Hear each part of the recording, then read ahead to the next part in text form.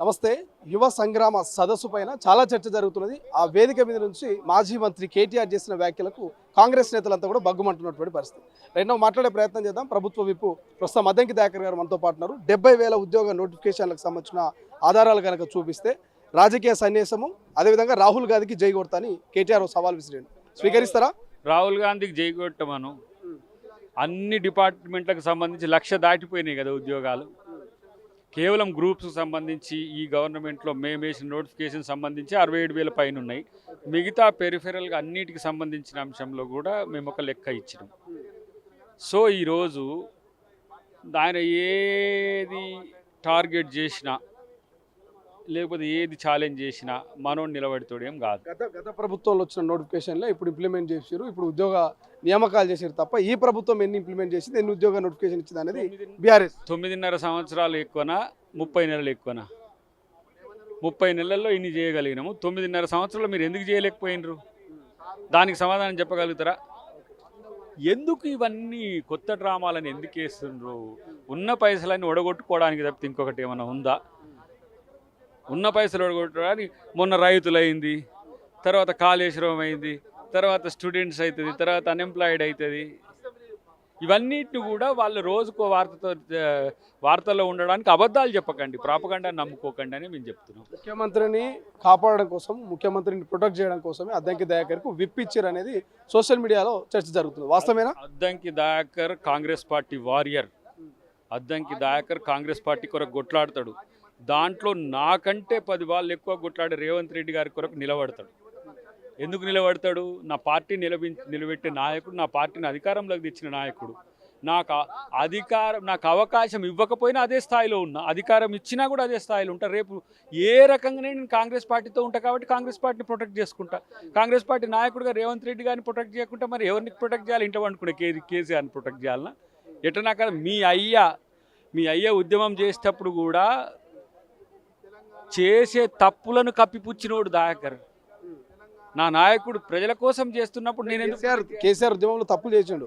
చేసిన తప్పులను కప్పిపుచ్చి వాడిని హీరోని చేసినాం మేము కాకగాన్ని. ఎందుకు?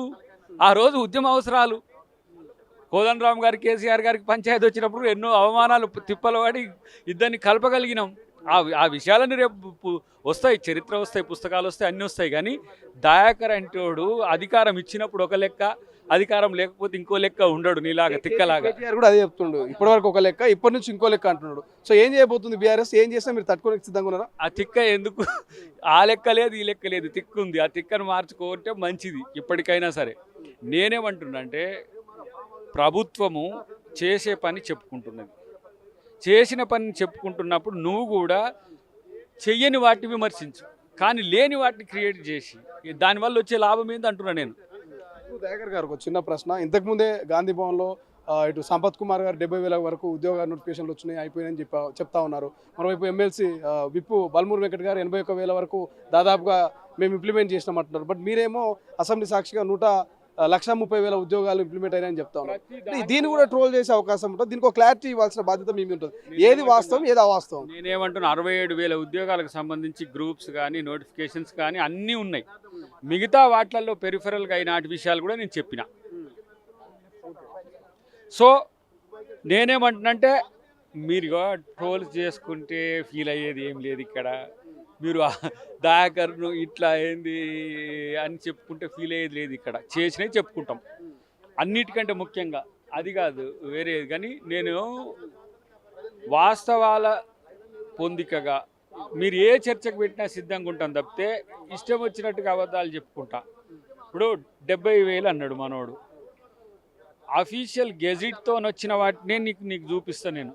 అవి దాదాపు 76,000 పైచిలుకుంటాయి అఫీషియల్ గెజిట్తో. 76 అంటున్నారు, 70 ఉన్నారు కదా. మరి మీరు ఆ జీవోలను తీసుకొని దానికి సంబంధించి ఒక సవాల్ ఎవరు విసురుతారా? మిగతావన్నీ కూడా ఎక్కడెక్కడ నింపినాయి. ఇప్పుడు ఇవన్నీ కూడా సింగరేణివి, తర్వాత దీనికి సంబంధించి ఏది ఎలక్ట్రిసిటీకి సంబంధించి ఇట్లాంటివన్నీ కూడా రావు. అవి ప్రభుత్వ ఉద్యోగాల కిందికి రావు. ప్రైవేట్ ఉద్యోగాలు కూడా ప్రైవేట్ ఉద్యోగాల కిందికి రావు. ప్రైవేటు మనకు వచ్చేవి కూడా వాళ్ళు 20 లక్షలని చెప్పుకున్నారు. కానీ నేనేమంటున్నా అంటే పెరిఫెరల్గా మేము చేసిన ఉద్యోగాలన్నీ కూడా వాటి సంగతి. రేపు 2 లక్షల లోపు ఉద్యోగాల విషయంలో కూడా మళ్ళీ 40,000 వంతుల వారీగా వేయడానికి వారు సిద్ధంగా ఉన్నారు ముఖ్యమంత్రి గారు. వాటిని కూడా ఇప్పుడు 6,200 ప్రాసెస్లో ఉన్నాయి. దాంట్లో ఇప్పుడు ఏం చూడు, కానిస్టేబుల్ 5,000 వేసిండు అనుకో, 19,000 ఇవ్వమంటుండ్రు. ఉన్న పరిస్థితులు బట్టి 5,000 అన్నారు, 10,000 అన్నారు. మళ్ళీ 5,000లో కూడా మీరు ఏం సార్, మీరు 2 ఏళ్ళన్నా 5 ఏళ్ళన్నా మీరు పెంచండి సార్ అంటుండ్రు. పెంచండి అని అంటే మళ్ళీ పెంచడానికి మళ్ళీ నోటిఫికేషన్ ఆగాల్సి వస్తుంది. ఆగితే మళ్ళీ నిరుద్యోగులు ఊరుకోరు. ఇట్లా అన్ని కంజెషన్స్ ఉన్నాయి. అదే వేదిక మీద నుంచి కేటీఆర్ ఎండ్రీని దాగాలని నిరుద్యోగుల్ని అవమానపరిచినటువంటి వ్యక్తి ముఖ్యమంత్రి రేవంత్ రెడ్డి గారు. మీరు గన్మెన్లు లేకుండా రండి, ఇదే పోలీసు అభ్యర్థులు ఎవరు సావాలో ఎవరు బతకాలో డిసైడ్ చేస్తారని ఒక సవాల్ విసిరిండు. గన్మెన్ లేకుండా వస్తారా ముఖ్యమంత్రి గారు?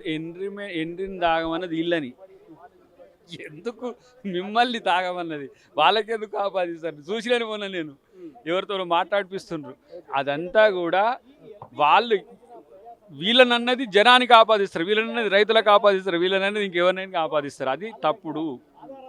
నేను చెప్తున్నా, డెఫినెట్గా ఏ దానికైనా అసెంబ్లీకి వస్తే తేల్చుకుందాం రా, అంతే. అన్ని ప్రశ్నలకు అసెంబ్లీలోనే జవాబు చెప్తాం, అసెంబ్లీకి రండి, అసెంబ్లీలో తేల్చుకుందాం అంటూ కూడా ప్రభుత్వ విప్పు అద్దంకి దయాకర్ గారు అయితే స్పష్టమైన కౌంటరు బీఆర్ఎస్కి ఇస్తున్నటువంటి పరిస్థితి. చూద్దాం, అసెంబ్లీకి వస్తారా, డిస్కషన్ పెడతారా, మరి కాంగ్రెస్ సమాధానం ఇస్తుందా బీఆర్ఎస్ ప్రశ్నలకు అనేది వెయిట్ చేయాల్సినటువంటి పరిస్థితి.